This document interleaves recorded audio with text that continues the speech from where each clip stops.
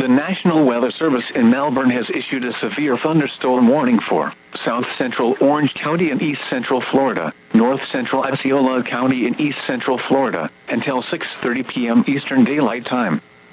At 5:49 p.m. Eastern Daylight Time, a severe thunderstorm was located over Hunters Creek, or over Kissimmee, moving east at 15 miles per hour.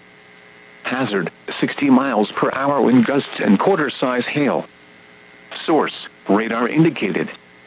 Impact, hail damage to vehicles is expected. Expect wind damage to roofs, siding, and trees. Locations impacted include Orlando International Airport, Yeehaw Junction, Hunters Creek, Kissimmee, and Campbell.